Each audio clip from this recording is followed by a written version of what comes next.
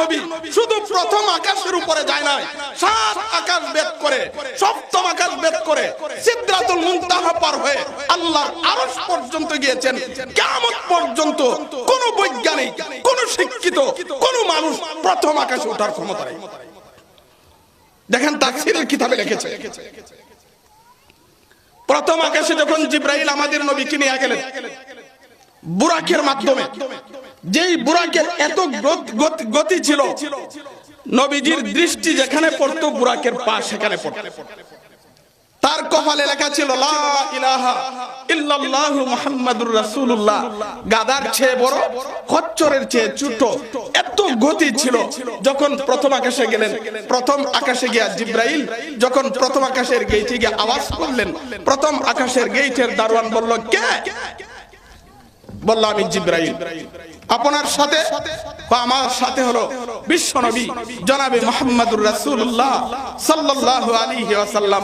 তখন গেটের দারোয়ানে প্রশ্ন করলো, আপনি যে নিয়ে আসছেন, আসার অনুমতি আসেনি, আকাশে যাওয়ার অনুমতি আসেনি? তখন জিবরাইল ফেরেশতা বলল, আল্লাহর পক্ষ থেকে পারমিশন দেওয়া হয়েছে, অনুমতি দেওয়া হয়েছে বিশ্বনবীকে আল্লাহর কাছে নেওয়ার জন্য। তখন প্রথম আকাশের গেট খুলে দিয়েছে। সুতরাং কোন বর্তমান এই পৃথিবীর কোন বৈজ্ঞানিক গেলে গেট খুলে দিব। প্রথম আকাশে যাওয়ার পরে হযরত আদম আলাইহিস সালাতু ওয়াস সালামের সাথে সাক্ষাৎ। দ্বিতীয় আকাশে যাওয়ার পরে হযরত ইউসুফ ঈসা আলাইহিস সালামের সাথে সাক্ষাৎ। তৃতীয় আকাশে হযরত ইউসুফ আলাইহিস সালামের সাথে সাক্ষাৎ। চতুর্থ আকাশে হযরত হারুন আলাইহিস সালামের সাথে সাক্ষাৎ। পঞ্চম আকাশে হযরত ইদ্রিস আলাইহিস সালামের সাথে সাক্ষাৎ। ষষ্ঠ আকাশে হযরত মূসা আলাইহিস সালামের সাথে সাক্ষাৎ। সপ্তম আকাশে হযরত ইব্রাহিম নবীর সাথে সাক্ষাৎ। আম্মা বা'দু ফাআউযু বিল্লাহি মিনাশ শাইতানির রাজীম।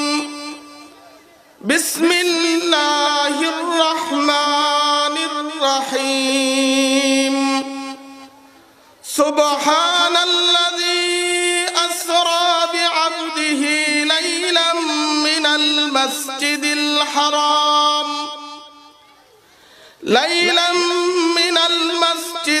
হারাম ইলাল মাসজিদিল আকসাল্লাযী বারাকনা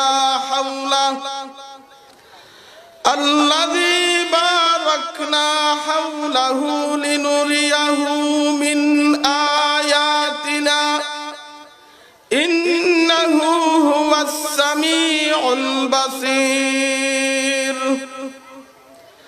কানা রাসূলুল্লাহ সাল্লাল্লাহু আলাইহি ওয়াসাল্লাম ইযা দাখালা রাজাব ক্বালা আল্লাহুম্মা বারিক লানা ফি রাজাব ওয়া শাবান ওয়া বাল্লিগনা রমাদান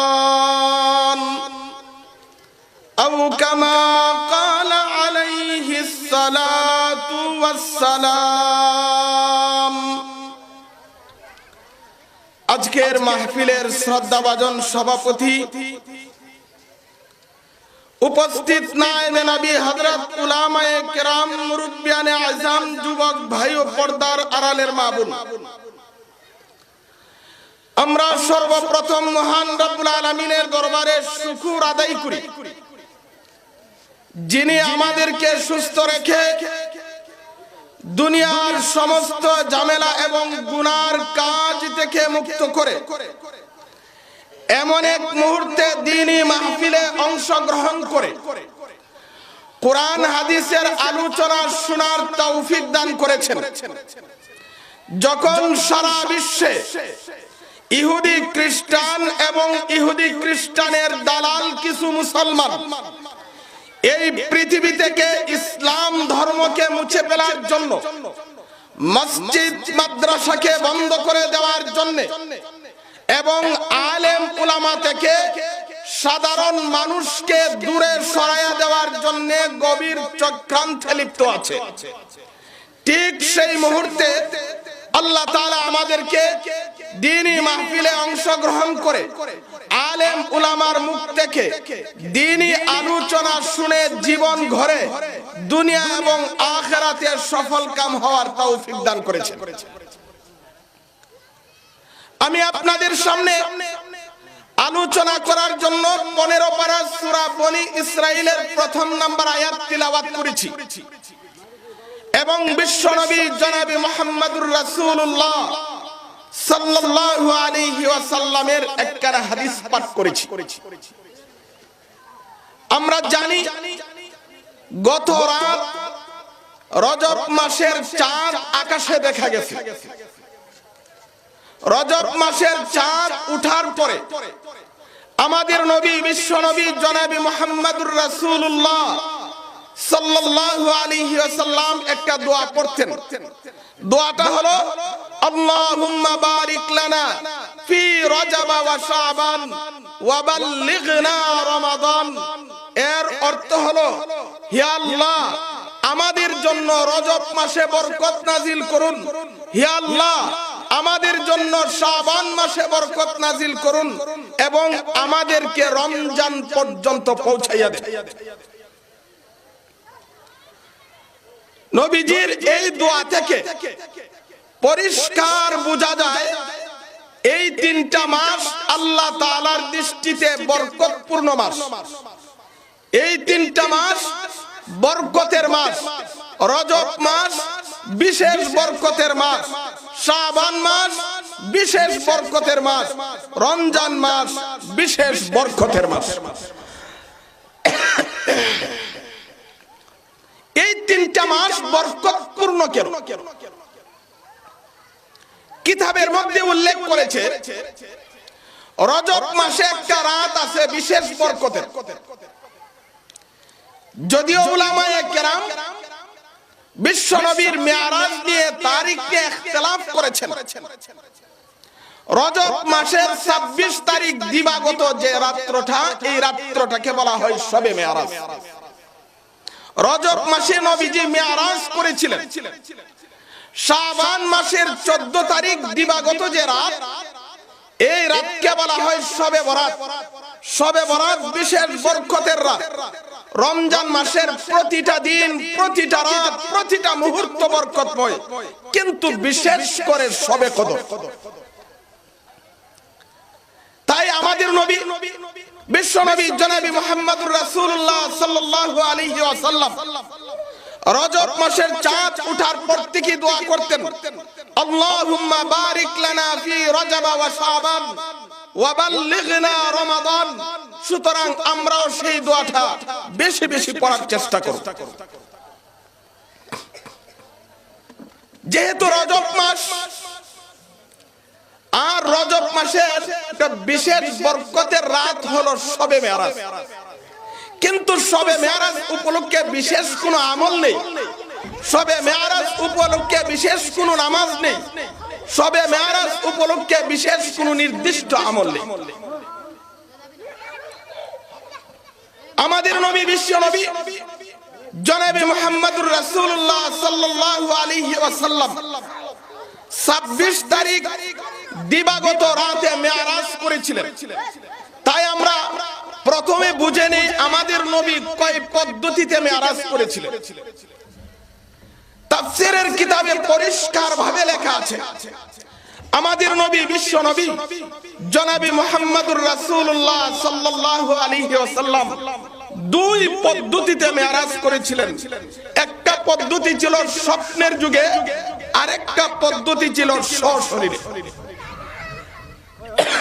স্বপ্নের যুগে আমাদের নবী জীবনে বহুবার মেরাজ করেছিলেন, কিন্তু সশরীরে আমাদের নবী জীবনে একবার মেরাজ করেছেন। এটা শুধু আমাদের নবীর বৈশিষ্ট্য, আর কোন নবী সশরীরে মেরাজ করতে পারে নাই। সশরীরে মেরাজ করা একমাত্র আমাদের নবীর বৈশিষ্ট্য। তো আমাদের নবী 2 পদ্ধতিতে মেরাজ করেছিলেন। একটা পদ্ধতি ছিল স্বপ্নের মাধ্যমে, আর একটা পদ্ধতি ছিল সশরীরে। আসুন আমরা সর্বপ্রথম স্বপ্নের মাধ্যমে নবীজি যে মেরাজ করেছিলেন সেই পদ্ধতিটা আমরা কিছু আলোচনা করি। নবীদের স্বপ্ন হলো সত্য, নবীদের স্বপ্ন দলিল, কিন্তু আমাদের স্বপ্ন সত্য হতে পারে, মিথ্যাও হতে পারে, আমাদের স্বপ্ন দলিল হতে পারে না। নবীদের স্বপ্ন সত্য, নবীদের স্বপ্ন হলো দলিল। মুহাম্মদ ইবনে সিরিন রাহমাতুল্লাহি আলাইহি তাবিরুর রুয়া নামক কিতাবে উল্লেখ করেছেন স্বপ্ন মোট তিন প্রকার। এক প্রকারের স্বপ্ন আল্লাহর পক্ষ থেকে দেখানো হয়, এটা সত্য স্বপ্ন বলা হয়। আরেক প্রকারের স্বপ্ন আছে, এটা আল্লাহর পক্ষ থেকে দেখানো হয় না, শয়তান মানুষকে ভয়ভীতি দেখানোর জন্য, শয়তান মানুষকে পেরেশানির মধ্যে ফালানোর জন্য শয়তানের পক্ষ থেকে দেখানো হয়। তিন নাম্বার আরেক প্রকার স্বপ্ন আছে, সারা দিন একটা মানুষ যা কল্পনা করে স্বপ্নের ঘরে তাই দেখে। তো মুহাম্মদ ইবনে সিরিন রাহমাতুল্লাহি আলাইহি তাবিরুর রুয়া নামক কিতাবে উল্লেখ করেছেন স্বপ্ন হলো তিন প্রকার।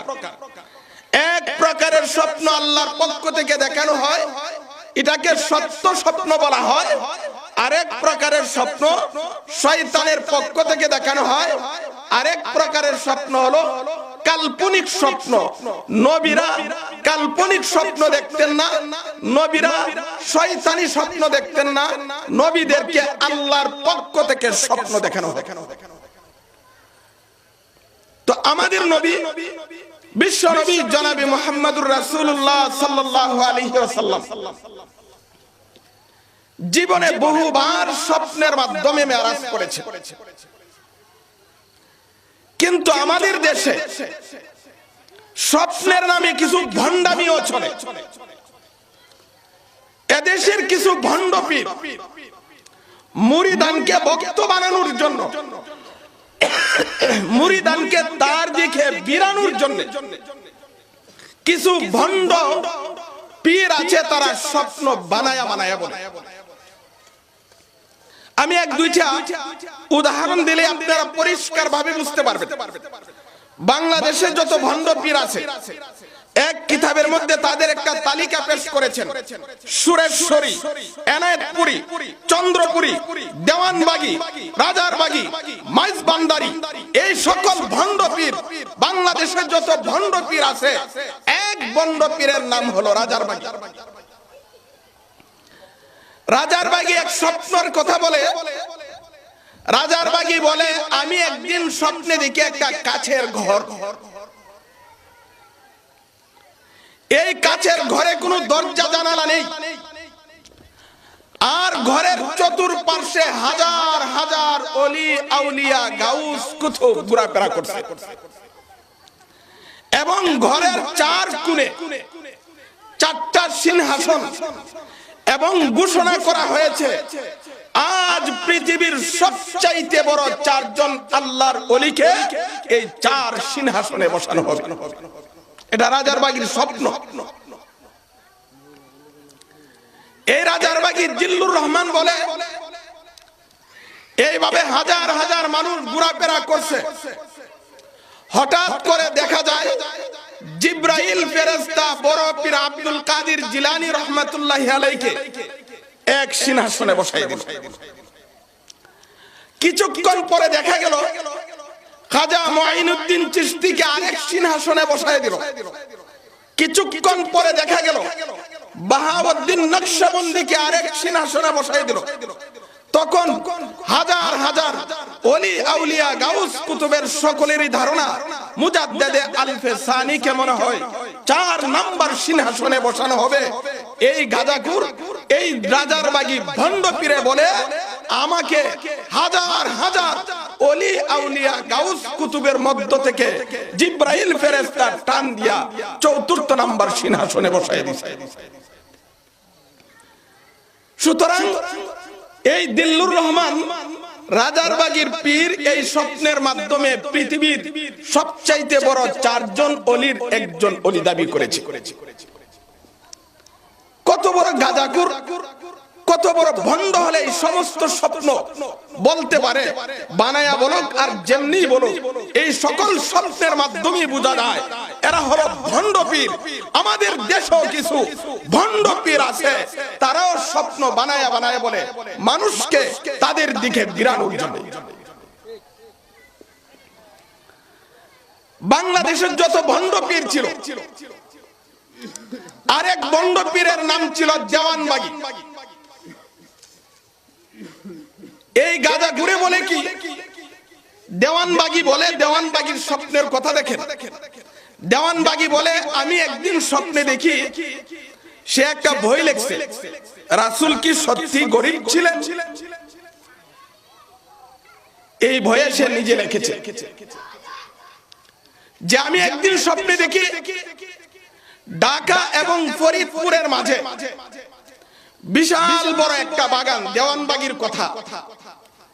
এই বাগানের মধ্যে একটা ময়লার স্তূপ। দেওয়ানবাগী বলে তাকায় দেখি ময়লার স্তূপের উপরে বিশ্ব নবীর মরা লাশ পড়ে আছে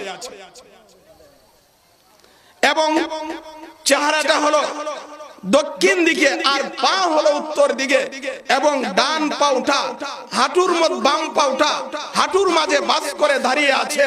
দেওয়ানবাগী বলে আমি নবীজির এই মরা দেহ দেখে বিবস্ত্র অবস্থায় লাশ পড়ে আছে, শরীরে কোনো কাপড় নাই। দেওয়ানবাগী বলে আমি নবীজির লাশ দেখে পেরেশান হয়ে গেলাম, চিন্তিত হয়ে গেলাম। আমি আস্তে আস্তে নবীজির কাছে গিয়া দেওয়ানবাগী বলে আমি যখন আমার ডান হাত দিয়া নবীজির হাঁটুর মধ্যে স্পর্শ করলাম, এমনি নবীজি জিন্দা হয়ে লাফ দিয়ে উঠেছেন। জিন্দা হয়ে নবী বলে হেরে দেওয়ানবাগী, তুমি ইসলাম ধর্মকে জিন্দা করেছো, ইসলাম ধর্মকে পুনরায় জীবিত করেছো।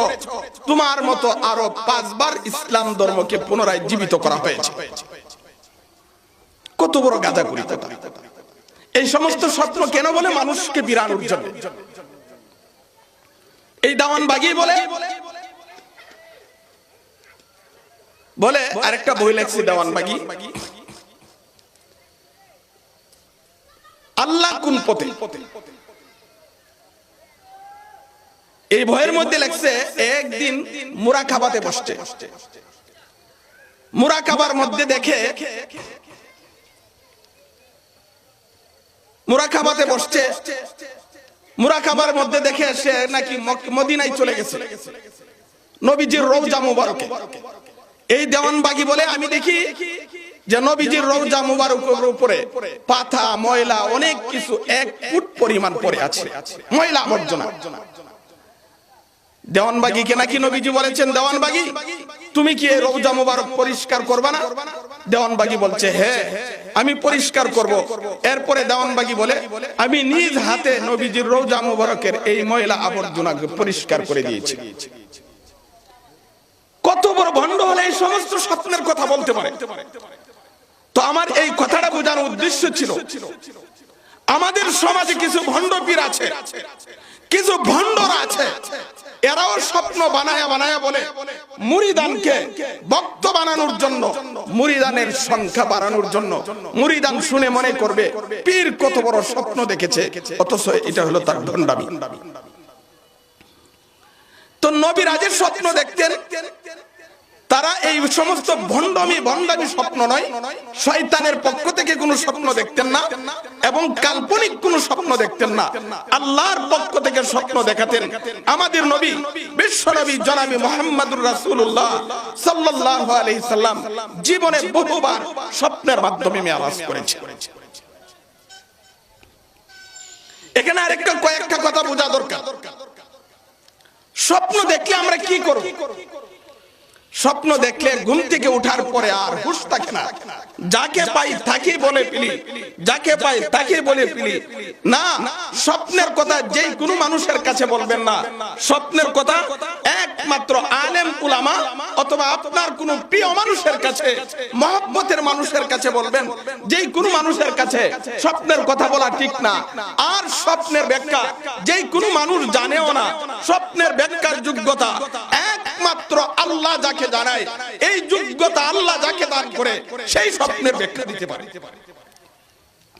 আমাদের সমাজে কিছু মানুষ সুলাইমানি খাতনামা দেখে, হাত দেখে, বিভিন্ন পদ্ধতিতে স্বপ্নের ব্যাখ্যা বলে না। স্বপ্নের ব্যাখ্যা সুলাইমানি খাতনামা দেখে বলা যায় না।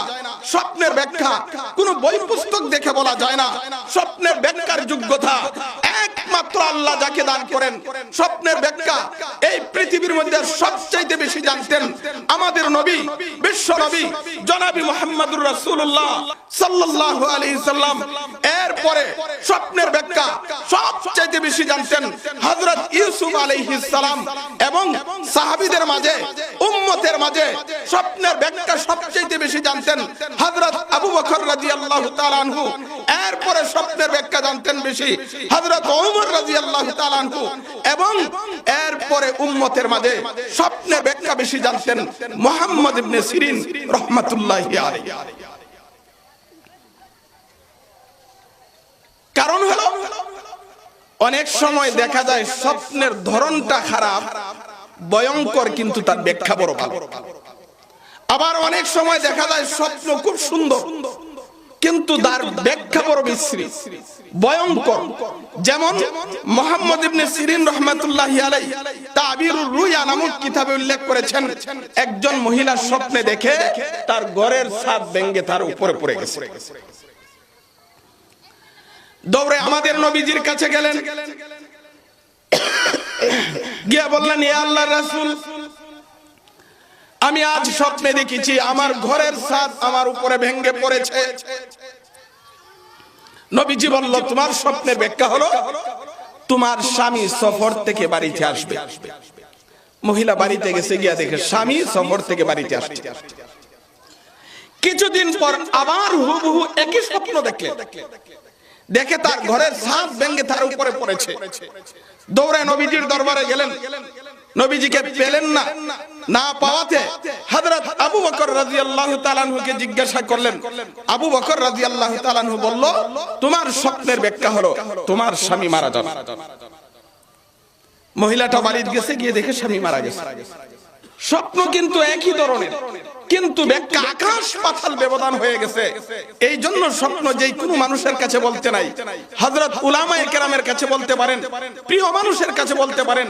উলামায়ে কেরাম স্বপ্নের ব্যাখ্যাটা না দিতে পারলেও আপনাকে সন্তুষ্টমূলক একটা উত্তর দিয়ে দিবেন, আপনাকে একটা আমল দিয়ে দিবেন, সুন্দর একটা ফয়সালা দিয়ে দিবেন। কিন্তু রাস্তাঘাটে, দোকানপাটে, যে কোনো জায়গায় বসে বসে স্বপ্নের কথা মানুষের কাছে বলাটা ঠিক হবে না। তো আমি বলেছিলাম আমাদের নবী দুই পদ্ধতিতে মেরাজ করেছিলেন। একটা পদ্ধতি হলো স্বপ্নের মাধ্যমে। স্বপ্নের যুগে আমাদের নবী জীবনে বহুবার মেরাজ করেছেন, কিন্তু সশরীরে আমাদের নবী জীবনে একবার মেরাজ করেছেন। এটা একমাত্র আমাদের নবীর বৈশিষ্ট্য, আর কোন নবী সশরীরে মেরাজ করতে পারেন। এবার আসুন আমরা মূল আলোচনাতে যাই। সশরীরে মেরাজের দুইটা অধ্যায় আছে, দুইটা পাঠ আছে। একটা হলো বাইতুল্লাহ থেকে বাইতুল মুকাদ্দাস পর্যন্ত ভ্রমণ। যেই আলোচনাটা আমি যেই আয়াত আপনাদের সামনে তেলাওয়াত করেছি, আল্লাহ সেই আয়াতে আলোচনা করেছেন। দুই নাম্বার অংশ হলো বাইতুল মুকাদ্দাস থেকে সপ্তম আকাশ পার হয়ে সিদরাতুল মুনতাহা পার হয়ে আল্লাহর আরশ পর্যন্ত বিশ্বনবী ভ্রমণ করেছেন। এই আলোচনাটা কুরআন শরীফের সূরাতুন নাজম এবং সহিহ সহিহ হাদিসের কিতাবে উল্লেখ করা হয়েছে। এবার আসুন আমরা প্রথম অংশটা আলোচনা করি। রজব মাসের 26 তারিখ দিবাগত রাত উলামায়ে কেরাম তারিখ নিয়ে মতানক্য করেছেন, কিন্তু অধিকাংশ উলামায়ে কেরাম যেই মতটাকে গ্রহণ করেছেন সেটা হলো 26 তারিখ দিবাগত রাত এই রজব মাসে আল্লাহ তাআলা জিবরাইল আলাইহিস সালামকে বলল, হে জিবরাইল, আমি ইচ্ছা করেছি আমার বন্ধুকে আমার কাছে আনতে এবং আমার নিদর্শন সমূহকে দেখাইতে। যাও, তুমি জান্নাত থেকে জান্নাতে একটা বাহন নিয়া, বুরাক নিয়া আমার বন্ধুকে আমার কাছে নিয়ে আসো। জিবরাইল আলাইহিস সালাম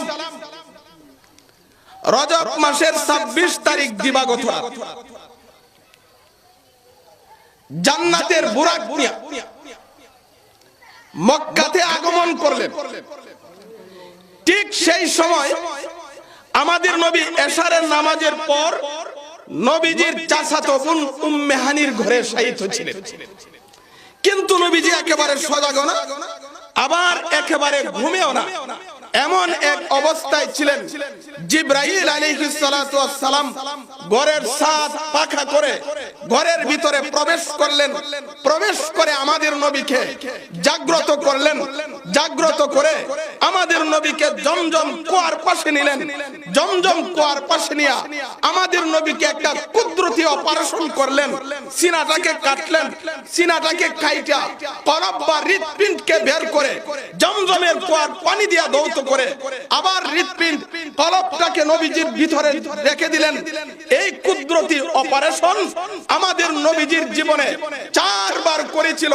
কুদরতি অপারেশন করার সময় কোনো ব্যথা অনুভব হয় নাই, কাটার সময় কোনো ব্যথা নাই, আবার ভালো হওয়ার জন্য কোনো মেডিসিনের প্রয়োজন নাই। আমাদের নবীকে আল্লাহ দুনিয়ার জিন্দেগিতে কুদরতি অপারেশন 4 বার করেছিল। প্রথমবার করেছিল 4 বছর বয়সে। 4 বছর বয়সে আমাদের নবীজির সিনাটাকে কেটে কুদরতি অপারেশন করে নবীজির অন্তর থেকে গুনাহের আকর্ষণকে চিরতরে মুছে দিয়েছেন। এই জন্য আমাদের নবী জীবনে কোনোদিন সগীরা গুনাহ করে নাই। 2 নাম্বার 10 বছর বয়সে আমাদের নবীকে কুদরতি অপারেশন করে নবীজির অন্তর থেকে খেলাধুলার আকর্ষণকে চিরজীবনের জন্য মুছে দিয়েছে। আমাদের নবী জীবনে কোনোদিন খেলাধুলাতে অংশগ্রহণ করেন না। এখানে একটা মাসআলা বুঝার দরকার।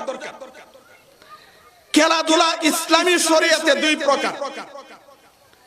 এক প্রকার খেলাধুলা হালাল, আর এক প্রকার খেলাধুলা হারাম।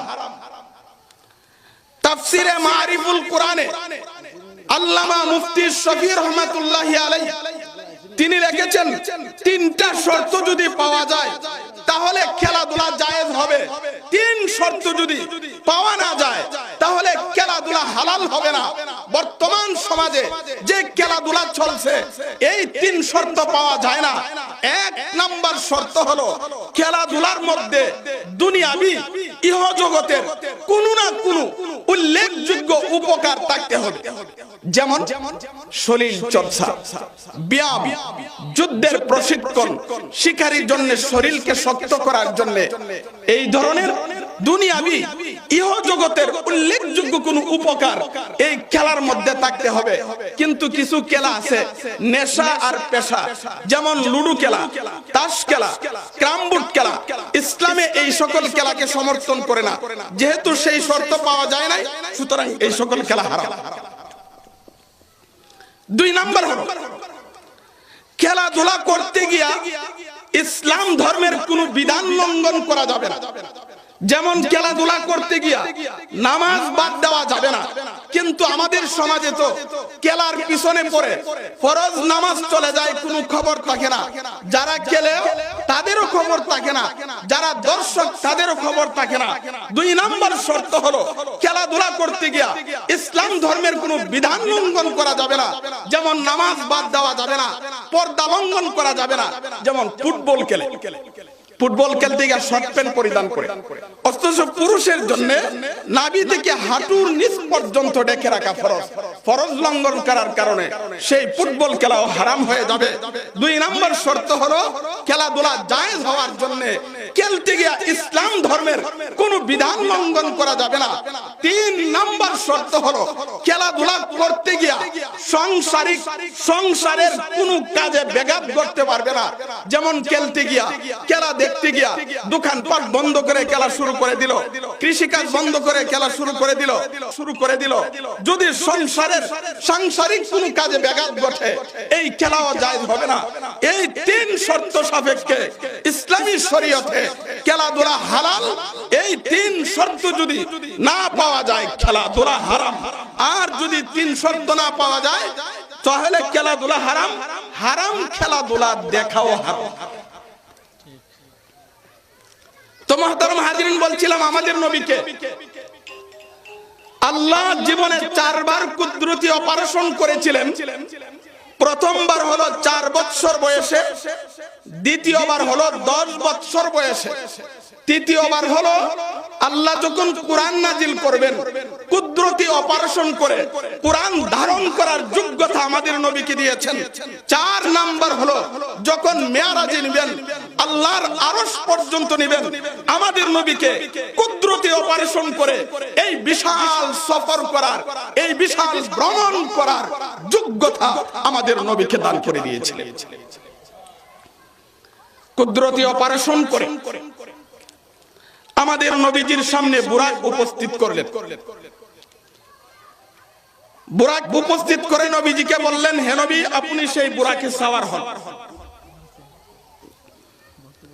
নবীজি যখন বুরাকে উঠবে তখন বুরাক চটপট করতে শুরু করেছে। জিবরাইল আলাইহিস সালাম বুরাকের গায়ে হাত রেখে বলল, হে বুরাক, তুমি কি জানো এখন তোমার উপরে কে সওয়ার হবে? যিনি হলেন দু জাহানের বাদশা। এই কথা বলার পরেই বুরাক চুপ করে দাঁড়িয়ে গেছে। আমাদের নবী সেই বুরাকের উপরে উঠবেন, কিন্তু উঠতেছেন না, চোখ দিয়ে পানি ঝরঝর করে পড়ছে। জিবরাইল বলে, ওগো নবী, এই মুহূর্তে আপনি আল্লাহর সাথে সাক্ষাৎ করতে যাবেন, কিন্তু আপনার চোখ দিয়ে পানি ঝরঝর করে পড়ছে, তার কারণ কি? আপনার চোখ দিয়ে পানি ঝরঝর করে পড়ছে, এই মুহূর্তে তো আপনার কাঁদার কোনো কারণ নাই। ওগো নবী, আপনি কাঁদছেন কেন? আপনি তো আল্লাহর দিদারে যাচ্ছেন, আল্লাহর সাক্ষাতে যাচ্ছেন। আমাদের নবী, বিশ্ব নবী উম্মতের কথা বলে নাই। আমাদের নবী বলে, হে জিবরাইল, শুনো, আমি জান্নাতে বুরাকের মাধ্যমে আল্লাহর সাথে সাক্ষাৎ করতে যাইব, কিন্তু এই মুহূর্তে আমার স্মরণ হয়ে গেছে আমার গুনাহগার উম্মত হাশরের মাঠে কিভাবে উপস্থিত হবে। আল্লাহ তাআলা কোরআনের আয়াত নাযিল করে দিয়েছেন। আল্লাহ বলেন, ইয়াউমা নাহশুরুল মুত্তাকিনা ইলার রহমানি ওয়াফদা। আল্লাহ তাআলা বলেন, হে বন্ধু, আপনি যেইভাবে জান্নাতের বুরাকের মাধ্যমে আমার দিদারে আসছেন, আপনার নেককার উম্মতেরাও জান্নাতের বুরাকের মাধ্যমে, জান্নাতের বাহনের মাধ্যমে হাশরের মাঠে উপস্থিত হবে। আমাদের নবী আমাদের কথা বলে নাই। আমাদের নবী বুরাকে ওঠার পরে আল্লাহ কোরআনে আলোচনা করেছেন, যে আয়াত আমি আপনাদের সামনে তেলাওয়াত করেছি। আমাদের নবীকে সর্বপ্রথম বাইতুল্লাহ থেকে বাইতুল মুকাদ্দাস নিয়ে গেলেন। বাইতুল মুকাদ্দাসে যাওয়ার পরে আমাদের নবী, বিশ্ব নবী জনাবে মুহাম্মদুর রাসূলুল্লাহ সমস্ত নবীর ইমামতি করেছে। আমি ইতিহাসটা সংক্ষিপ্ত আনছি। বাইতুল মুকাদ্দাস থেকে আমাদের নবীকে উর্দু আকাশে নিয়ে যাবেন। তাফসীরের কিতাবের মধ্যে লেখে, এই দুনিয়া থেকে প্রথম আসমানটা হলো 500 বছরের রাস্তা। এই খালি জায়গাটা, প্রথম আকাশটা হলো পুরুত্ব 500 বছরের রাস্তা। এরপরে প্রথম আকাশের উপরে আরেকটা খালি জায়গা আছে, এটাও আবার 500 বছরের রাস্তা। এরপরে দ্বিতীয় আকাশ, এরপরে আবার খালি জায়গা, এরপরে তৃতীয় আকাশ, এরপরে আবার একটা মহাশূন্য, এরপরে আবার চতুর্থ আকাশ। এইভাবে এক একটা আকাশ 500 বছরের রাস্তা, এক একটা খালি জায়গা, খালি জায়গা হলো 500 বছরের রাস্তা। তাহলে 7টা আসমানে আর 7টা খালি জায়গা, 7000 বছরের রাস্তা।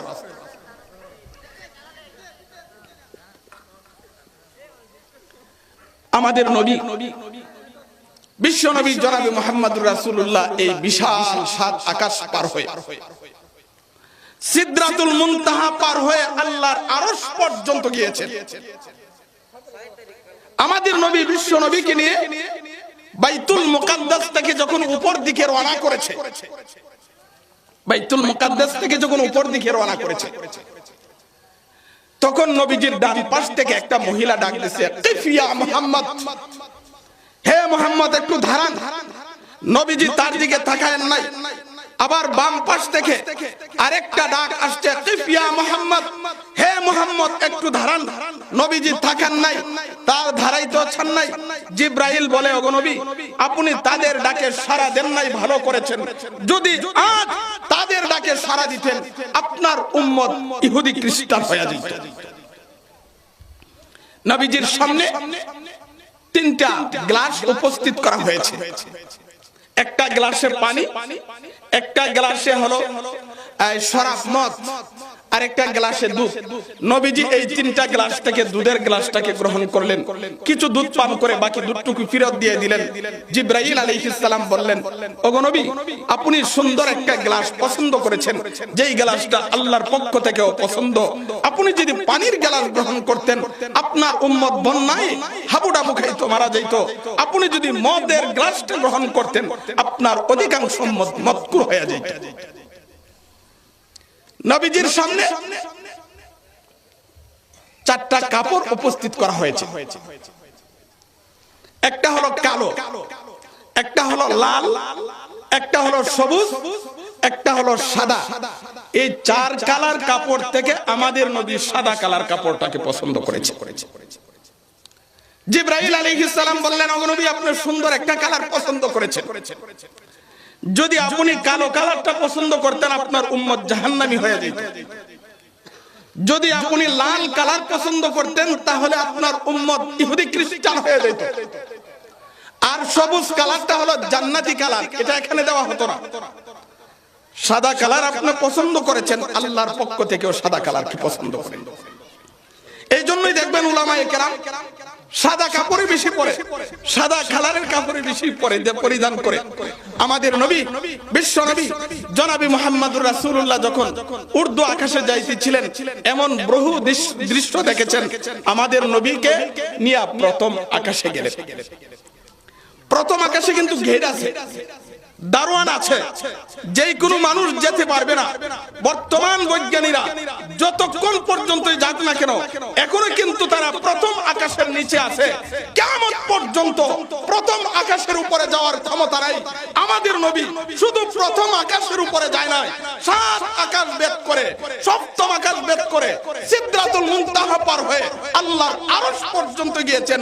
কিয়ামত পর্যন্ত কোন বৈজ্ঞানিক, কোন শিক্ষিত, কোন মানুষ প্রথম আকাশে ওঠার ক্ষমতা নেই। দেখেন তাফসীরের কিতাবে লিখেছে,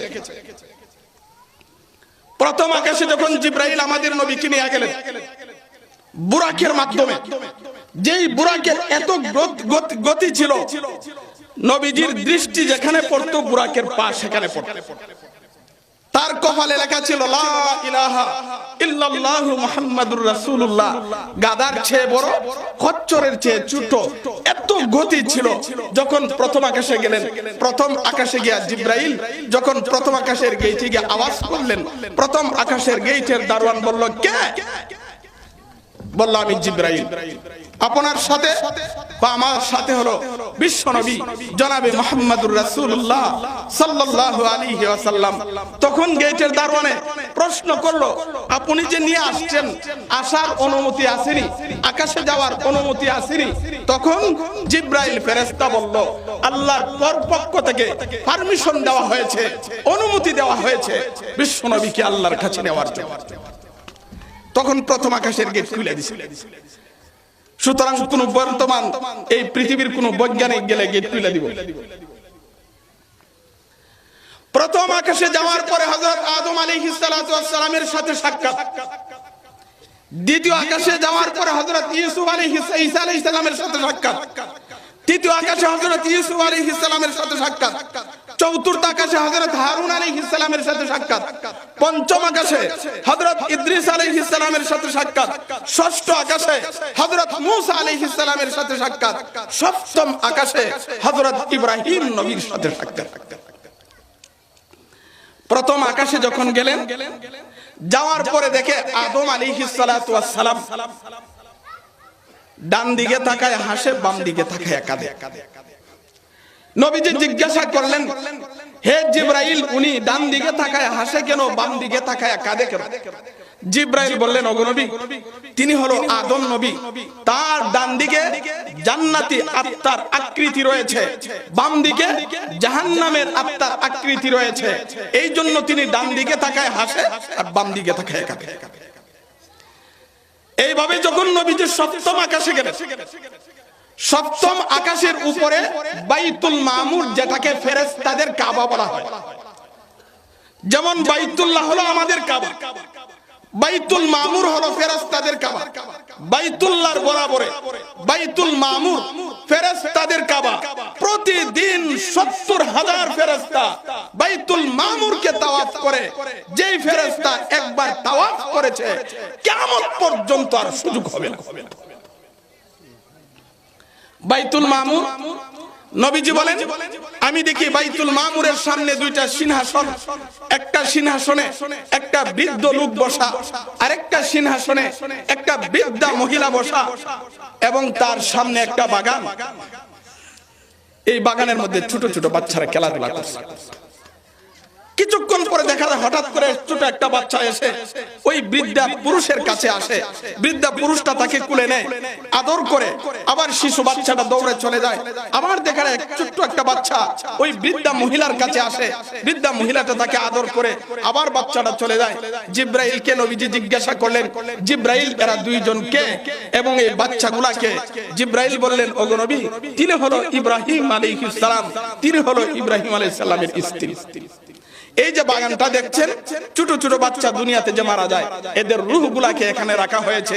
বাচ্চাদের মনে যখন আগ্রহ জাগে, যদি আব্বাকে দেখতাম, আম্মাকে দেখতাম, আব্বা আম্মার তৃপ্তি পাওয়ার জন্য ইব্রাহিম নবী এবং ইব্রাহিম আলাইহিস সালামের স্ত্রীকে সেখানে বসিয়ে রেখেছেন।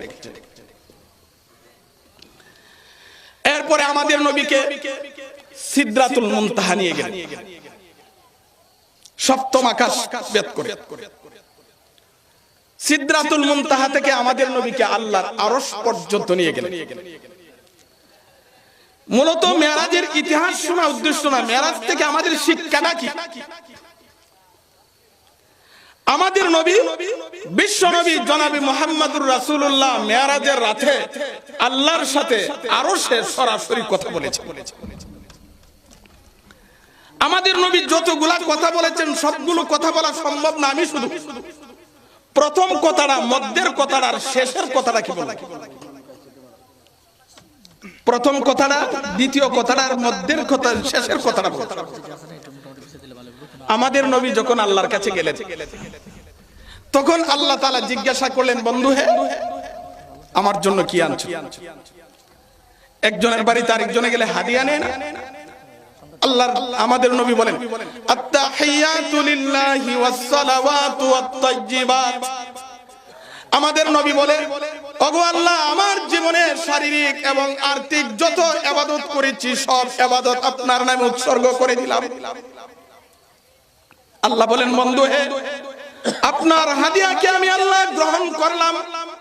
আসসালামু আলাইকা আইয়ুহান নাবিয়্যু ওয়া রাহমাতুল্লাহি ওয়া বারাকাতুহু। আল্লাহ বলেন, বন্ধু হে, আপনার হাদিয়া গ্রহণ করলাম। আমি আল্লাহর পক্ষ থেকে আপনার উপরে শান্তি নাজিল হোক, আমি আল্লাহর পক্ষ থেকে আপনার উপরে বরকত নাজিল হোক, আমি আল্লাহর পক্ষ থেকে আপনার উপরে রহমত নাজিল হোক। আমাদের নবী বলেন, আল্লাহ আপনার পক্ষ থেকে যে বলেছেন রহমত, শান্তি, বরকত, আমি নবী একা গ্রহণ করতে চাই না, একা গ্রহণ করতে রাজি না। আসসালামু আলাইনা ওয়া আলা ইবাদিল্লাহিস সালিহিন। আল্লাহ কিয়ামত পর্যন্ত আমার যত উম্মত আসবে, সমস্ত উম্মতকে নিয়ে গ্রহণ করতে চাই। আমাদের নবী ভুলে লাইছে? ভুলে নাই। ফেরেশতারা, নবী, এরপরে দেখেন আমাদের নবী কথা বলতে বলতে বলতে বলতে মধ্যে যেই কথাটা, এটা হলো আল্লাহ বললেন, বন্ধু হে, আমি আপনাকে একটা সুসংবাদ শোনাই, আপনার উম্মত চিরস্থায়ী জাহান্নামী হবে না। এবং আমি আল্লাহ কথা দিলাম, হাসরের মাঠে আমি আল্লাহ আপনাকে সন্তুষ্ট করেছি, সন্তুষ্ট করব, খুশি করব। এইভাবে আলোচনা করতে করতে শেষ পর্যায়ে যেই কথাটা সেটা হলো আল্লাহ বললেন, বন্ধু হ্যাঁ আপনি আমার কাছে আসছেন, আমার সাথে কথা বলছেন, কিন্তু আপনার উম্মতের জন্য কি নিয়ে যাবেন? আমি আল্লাহ আপনার উম্মতের উপরে 50 ওয়াক্ত নামাজ ফরজ করে দিলাম। নামাজের মাধ্যমে আপনার উম্মতও আমার সাথে কথা বলতে পারবে। এই জন্য বলা হয় আস-সালাতু মি'রাজুল মুমিনিন। এটা হাদিস না, কিন্তু কথাটা সত্য। বলা হয় নামাজ হলো মুমিনদের জন্য মেরাজ। নামাজের মাধ্যমে মুমিনরা আল্লাহর সাথে কথা বলতে পারে। আমাদের নবী আল্লাহর কাছ থেকে জান্নাতের চাবি এনে দিয়েছেন। নবী বলেন আস-সালাতু মিফতাহুল জান্নাহ, নামাজ হলো জান্নাতের চাবি। আমাদের নবী মেরাজ থেকে আমাদের জন্য জান্নাতের চাবি এনে দিয়েছেন। মেরাজের সবচেয়ে বড় শিক্ষা হলো নামাজ। আমাদের নবী আমাদের জন্য জান্নাতের চাবি নামাজ এনে দিয়েছেন। যারা 5 ওয়াক্ত নামাজ গ্রহণ করে 5 ওয়াক্ত নামাজ পড়ে তাদের জন্যই মেরাজের ইতিহাস থেকে ইতিহাস না দ্বারা ফায়দা হলো। আর যারা নামাজ পড়ে না এদের জন্য কোনো উপকার হইল না, ফায়দা হইল না। বিশ্ব নবীর সেই চাবি গ্রহণ করতে রাজি হইল না। আল্লাহ তাআলা আমাদের সবাইকে মেরাজের ঘটনা থেকে, মেরাজের ইতিহাস থেকে যে শিক্ষা সেটা হলো 5 ওয়াক্ত নামাজ আমাদের নবী আমাদেরকে এনে দিয়েছেন। আল্লাহ তাআলা আমাদের সবাইকে 5 ওয়াক্ত নামাজ জামাতের সাথে আদায় করার তৌফিক দান করুন। সকলে বলুন আমিন।